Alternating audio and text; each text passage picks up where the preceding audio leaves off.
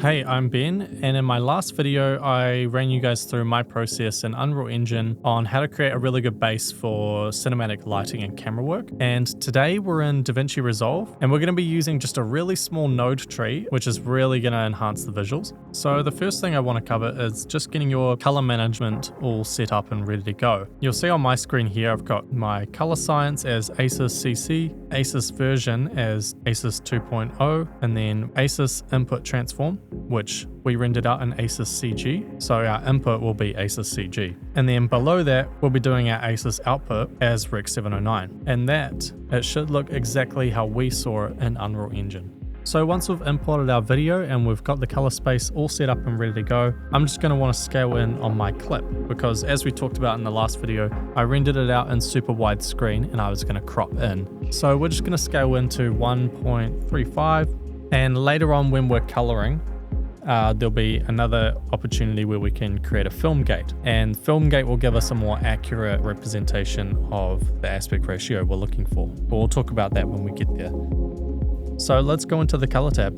So now that we're in color, I'm just going to make a couple of nodes, get them ready to go. So we're just going to do Alt S or Option S to create all of those. And we're just going to lay out some of our nodes backwards just because I like to pull them in, and then we'll start at the beginning again. So if you don't know Davinci, it works in a node base, so we'll be working from left to right, but we'll start pulling in some of our nodes. So I've just turned off all my nodes with Shift D. Our first two will pretty much be for primaries, corrections, and the general color grading before we get into the more creative stuff. Now we're playing with EXRs, remember, so that's 16-bit, so we've got a lot of things we can move around. We've got a lot of space on each end of dynamic range. We're going to be in the high dynamic range color wheels, and we're going to be playing within that for a bit. First thing I'm going to do though is I'm going to work on the mid depth, and that's just going to bring out some detail slightly in the mids. Just helps to sharpen some kind of edges, but I like to go for about 35. It's subtle, but I think it just helps to bring out a little bit more texture. And now we're going to play around with the temperature. So I want to make it a little bit colder. Just make it an overall coolness in here. And then a tiny smidge in HDR. So yeah, it's a little bit colder now, which I think looks quite nice. So we're going to jump ahead and we're going to open up our third node, which we're going to use with glow. So we're going to go into just the shine regions, and we're going to look at that, and we want to just open it up a bit more with the threshold, get a bit more of the sky, and then let's take a look at just the glow alone. And we want to make it spread a little bit more, something like that. We don't want to go down like this and make it really sharp.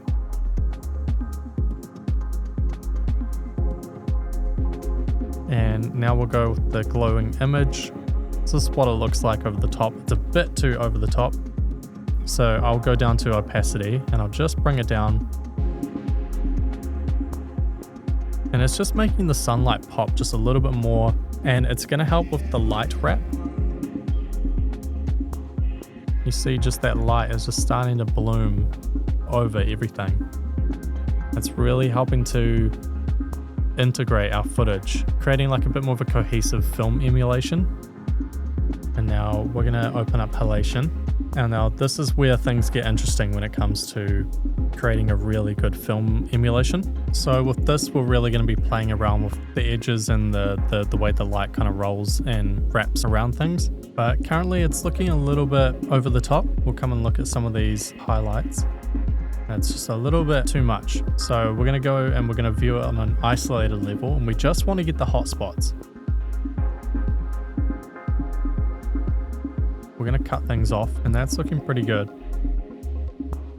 So now we can see it's just these hot spots that are starting to create that halation. Now we can maybe change the spread slightly. We don't want it to be too over the top.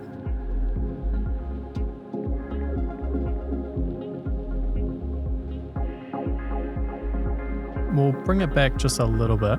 It's quite subtle right now.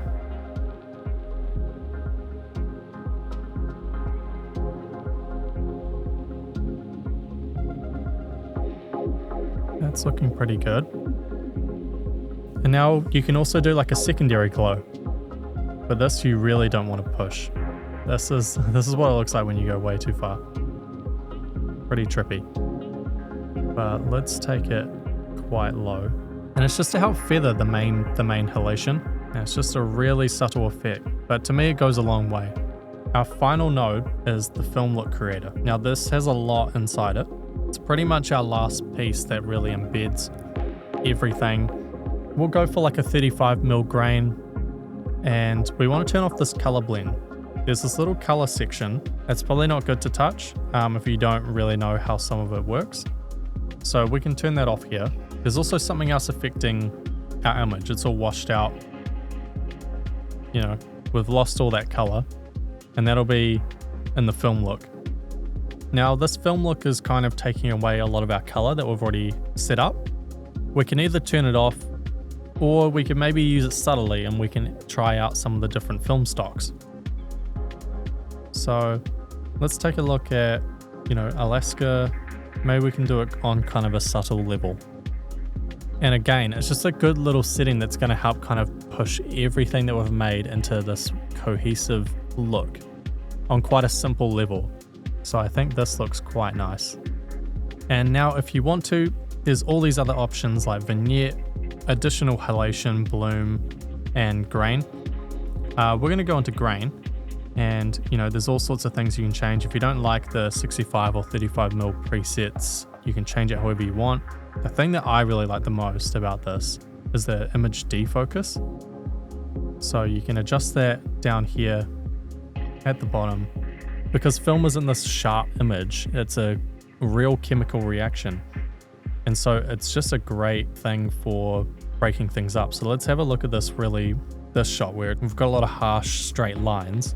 When you put on this grain or you adjust the defocus, you're really softening those lines. And that's the thing that I find takes it from this really computer generated image to something that feels just a bit more tangible, a bit more real, that I could actually hold out and touch. And that's the way I feel with a lot of movies that are shot on film. It just feels more real. And now here's the film gate. So the film gate, we can turn that on and you can adjust the size, or it's got other presets as well. So imagine we shot this in 16:9. This is our look here, you know, but we want to get that proper CinemaScope crop. We can turn on the film gate, and there you go. You've got it in whatever you want. You can do 1:1, you can do 2.4:1. You can take off the curvature. I quite like the curvature. And then you can adjust the padding and all that. So that's the best way of getting your, you know, that film gate. And now there's one more thing that I want to do. I think this is going to really help tie the look together as well. So I'm going to grab tilt shift, the tilt shift blur, and I'm going to put that on. Now the reason I want to put this on is I want to use some lens blur, and I want the edges of frame to get softer, kind of like what a vintage lens would do. And you're probably asking, why are you not using just lens blur itself? Well, because with lens blur, for some reason, if you try to feather out the blur, it doesn't actually blur out. It almost doubles up, like it's on top of the actual image. So you can see a slight double up of things that are crisp underneath and then the blur over the top. But for some reason, when you use tilt shift, it doesn't do that. We'll blur this image up.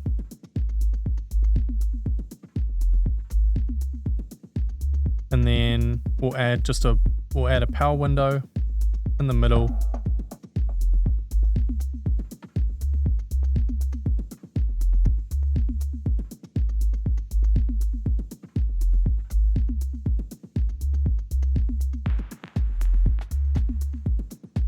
So we'll invert the mask.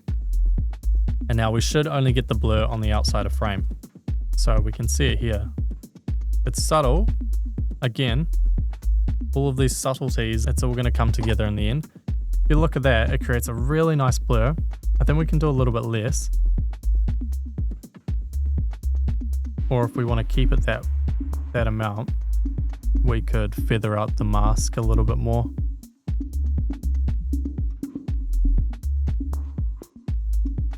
So yeah, that was my process of how to enhance things that I've already kind of made a baseline for in Unreal Engine I know a lot of people say things always look like Unreal Engine, and these are my little tips on how you can kind of draw yourself away from that, make things a bit more cinematic, and really enhance some of the visuals that you've already started creating. So I hope you learned something, and if you have any questions or you want to see more things like this, let me know in the comments and we can continue chatting down there.